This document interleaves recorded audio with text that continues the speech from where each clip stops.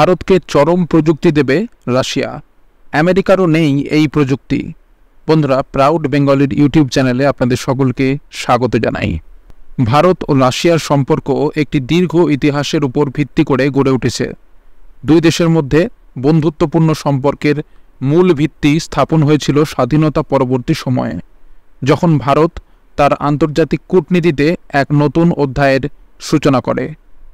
1950-এর দশকে সোভিয়েত ইউনিয়নের সাথে ভারতের সম্পর্কের শুরু হয় এবং তা তখন থেকে ক্রমাগত গভীরতর হয়েছে। সোভিয়েত ইউনিয়ন ভারতের অর্থনৈতিক ও প্রযুক্তিগত উন্নয়নের ক্ষেত্রে গুরুত্বপূর্ণ ভূমিকা পালন করেছে। সোভিয়েত প্রযুক্তি দ্বারা ভারত নানাভাবে উপকৃত হয়েছে। ভারত রাশিয়ার সম্পর্ক শুধু অর্থনৈতিক ক্ষেত্রেই নয়, সামরিক ও কৌশলগত দিক থেকেও গুরুত্বপূর্ণ। ভারত ও রাশিয়া একাধিক প্রতিরক্ষা চুক্তিতে আবদ্ধ হয়েছে, যার মাধ্যমে ভারত রাশিয়ার উন্নত প্রযুক্তি এবং অস্ত্র পেয়েছে। 1971 সালে ভারত পাকিস্তান যুদ্ধের সময় রাশিয়ার সমর্থন ভারতের জন্য অত্যন্ত গুরুত্বপূর্ণ ছিল। বর্তমান সময়ে ভারত ও রাশিয়ার মধ্যে সম্পর্ক আরও সুদৃঢ় হয়েছে। দুটি দেশ একে অপরের কৌশলগত অংশীদার এবং বিভিন্ন আন্তর্জাতিক বিষয় এবং সংকট মোকাবিলায় একসাথে কাজ করে। উদাহরণস্বরূপ, ব্রিক্স এবং সাংহাই কোঅপারেশন অর্গানাইজেশন বা SCOর মতো আন্তর্জাতিক সংস্থায় ভারত ও রাশিয়া গুরুত্বপূর্ণ ভূমিকা পালন করে। বন্ধুরা, আজকের বক্তব্য বিষয়টি নিয়ে আপনাদের বিস্তারিতভাবে এবং গভীরে জানাবো। তার আগে ভিডিওটিকে লাইক করে রাখুন এবং চ্যানেলটিকে সাবস্ক্রাইব করে রাখুন। আর বন্ধুরা, সকলেই কমেন্ট বক্সে লিখে জানান, রাশিয়া ও আমেরিকার মধ্যে ভারতের সবচেয়ে বিশ্বাসযোগ্য বন্ধু আপনি কাকে মনে করেন? লিখে জানান কমেন্ট বক্সে। তো বন্ধুরা, চলুন এবার পুরো খবরটি বিস্তারিতভাবে এবং গভীরে জেনে নেওয়া যাক। রাশিয়া ভারতের জন্য ফ্লোটিং নিউক্লিয়ার পাওয়ার প্ল্যান্ট প্রযুক্তি অফার করেছে, যা একটি গুরুত্বপূর্ণ উন্নয়ন। রাশিয়ার রাষ্ট্রায়ত্ত নিউক্লিয়ার পাওয়ার কোম্পানি রসাটমের একটি প্রেস রিলিজে এই তথ্য জানানো হয়েছে।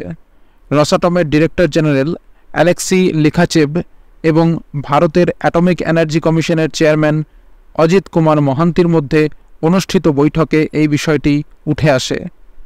রাশিয়া ভারতের জন্য land based nuclear power unit নির্মাণের প্রস্তাব দিয়েছে এবং নিউক্লিয়ার ফুয়েল সাইকেল কোঅপারেশনের বিষয়েও আলোচনা হয়েছে। এছাড়াও নিউক্লিয়ার প্রযুক্তির নন পাওয়ার অ্যাপ্লিকেশনের ক্ষেত্রেও সহযোগিতার প্রস্তাব দিয়েছে রাশিয়া। কুদানকুলামে নিউক্লিয়ার পাওয়ার প্রজেক্টে রাশিয়ার ডিজাইন অনুযায়ী 6টি লাইট ওয়াটার রিঅ্যাক্টর সম্বলিত পাওয়ার ইউনিট নির্মাণের অগ্রগতি নিয়েও আলোচনা হয়েছে। প্রতিটি ইউনিটের ক্ষমতা হবে 1000 মেগাওয়াট। ভারতীয় পরমাণু শিল্পের প্রতিনিধিরা রাশিয়ার সেভেরস্ক টমস্ক অঞ্চলে নির্মিত pilot demonstration energy complex PDEC পরিদর্শন করেছেন, যা প্রোরিউ কৌশলগত শিল্প প্রকল্পের অংশ। রাশিয়া বর্তমানে বিশ্বের একমাত্র ফ্লোটিং নিউক্লিয়ার পাওয়ার প্ল্যান্ট পরিচালনা করছে, যা আর্কটিকের বন্দর পেভেকে স্থাপিত একাডেমিক লোমোনোসভ শিপে রয়েছে। ফ্লোটিং নিউক্লিয়ার পাওয়ার প্ল্যান্টগুলোর জন্য IAEA বা ইন্টারন্যাশনাল অ্যাটমিক এনার্জি এজেন্সি দ্বারা ভিয়েনায় একটি সিম্পোজিয়ামে বিভিন্ন বিশেষজ্ঞ, নিয়ন্ত্রক এবং শিল্প নেতাদের সাথে আলোচনাও হয়েছে। IAEA-এর director general Rafael Mariano Grossi বলেছেন যে ফ্লোটিং নিউক্লিয়ার পাওয়ার প্ল্যান্টগুলোর বিষয়ে সক্রিয় বিবেচনা চলছে। নিউক্লিয়ার এনার্জি প্রায় 60 বছর ধরে নৌবাহিনী এবং আইস ব্রেকার প্রপালশনে ব্যবহৃত হয়ে আসছে। তবে ফ্লোটিং নিউক্লিয়ার পাওয়ার প্ল্যান্টগুলো বিভিন্ন অ্যাপ্লিকেশনের জন্য লো কার্বন পাওয়ার ও হিট উৎপাদন করবে, যেমন ডিস্ট্রিক্ট হিটিং, ডিস্যালিনেশন এবং হাইড্রোজেন উৎপাদন। ভারতের জন্য রাশিয়ার এই প্রযুক্তি প্রস্তাব একটি বিরাট সুযোগ। ভারতের বিদ্যুৎ চাহিদা দ্রুত বৃদ্ধি পাচ্ছে এবং পরিবেশ বান্ধব বিদ্যুৎ উৎপাদনের ক্ষেত্রে এই প্রযুক্তি অত্যন্ত কার্যকর হতে পারে। এছাড়াও নিউক্লিয়ার ফুয়েল সাইকেল কোঅপারেশনের মাধ্যমে ভারতের নিউক্লিয়ার শিল্পের উন্নতি ও নিরাপত্তা বৃদ্ধি পাবে। সার্বিকভাবে ভারত রাশিয়া সম্পর্কের এই নতুন অধ্যায় দুদেশের জন্যই মঙ্গলজনক হতে চলেছে।